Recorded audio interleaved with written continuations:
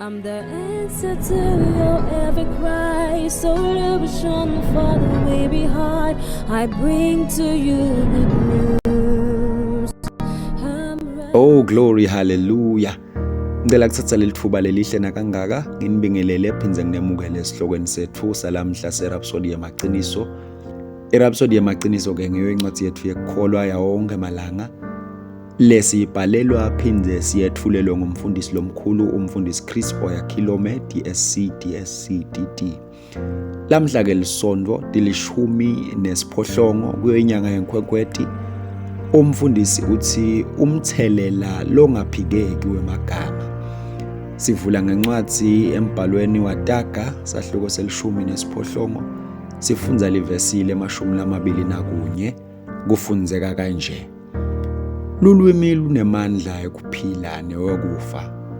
Labo labathanza kulisebenzisa bayakudla dithelo talo ligama lenkosi malibongwe. Emandla emagama akaphikeki. Njengobe kwavedwa lucwaningo lolusha lolwendiwe ngusosayensi lowatiwa kweminyakeni leminyenti leyengcile. Wakhomba umphumela lojulile wemavi emandini. Lo sosayensi wabeka emanti emajekeni lehlukene wabese ukhuluma emagama lehlukile kulelo nalelo jeke. Kulamanye wakhuluma emavi lalungile kanye newoluthando njengekuthi uyamangalisa, umuhle. Lamajeke akhicita takhiwo tematshe lamahle kanye naletihambela nako. Kulamanye wakhuluma emagama lalukhuni kanye nalamabi njengekuthi umubi uyesabeka futhi uyindvo lengenamsebenti. Lawo akhatakhiwo tematshe lamabi futhi langabukeki ligama lenkosi malibongwe. Lokuhlola kuveta sifundo lesibalulekile. Khumbula ukuthi umtimba wemuntu ungemandi ingcenye lengetulu kwema-70 ekhulwini. Lokusho ukuthi ungetulu kwalobubili lokuthathu kwekwakhiwa kwawo. Ngakho ke emavi lowakhulumako kuwe kanye nasemtimbeni wakho anemphumela lophathekako. Uma uphinza usebenzisa emagama lababi ukhubata lamatshe emanti langekhatsi kuwe. Ngekuhamba kwesikhathi lokukhubateka kungabonakala ngekugula emtimbeni. Kungakho kufanele unake inkulumo yakho njengoba lamavi lowakhethako angahle alethe impilo noma ukubhubha emtimbeni wakho ligama lenkosi malibongwe. Ungadikhulumi tinkulumo letimbi njengekuthi lo msebenzi uyangibulala. Ungacabanga ukuthi akunabungoti. Kodwa tinkulumo leti njengaleto tidala umonakalo kulamatshe emanti emtimba wakho. Emva kweminyaka solo ukhuluma lamagama laphambene ungadikhanza sewunekugula lokungachazeki. Mayibongwe inkosi. Khumbula kufa kanye nekuphila kusemandleni elulwimi.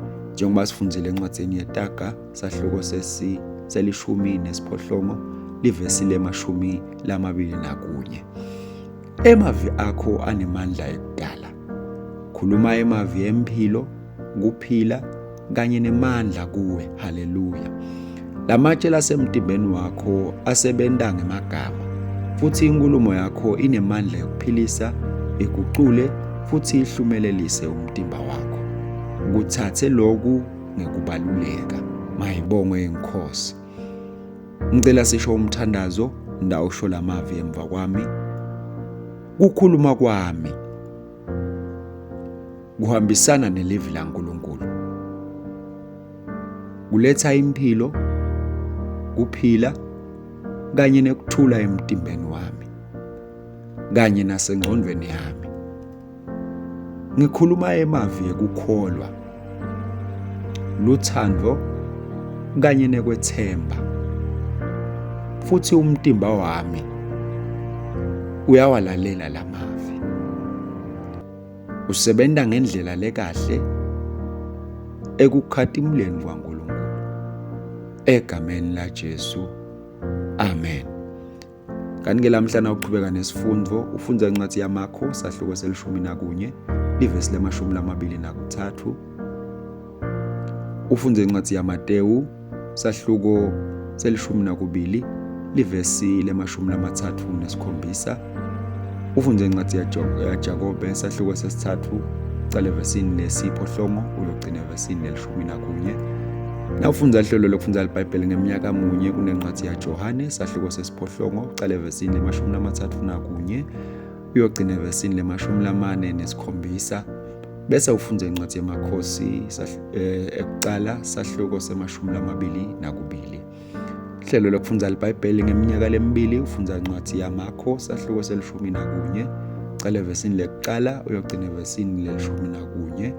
Bese ufunda incwadi yaNumeri sahluko se-21. Ligama leNkosi malibongwe. Ngalokudayelekile lamhla ngelolu sonto ngiyanigqugqudela, ngiyanikhuthaza kuthi sihambeni siye emasontweni siyawuhlanganyela nalabangcwele sivele ivile leNkosi sikhuleke sidumise umdali. Ligama leNkosi malibongwe. Ngiyathemba ukuthi nibusisekile sisafunda iRhapsody yethu yamaqiniso.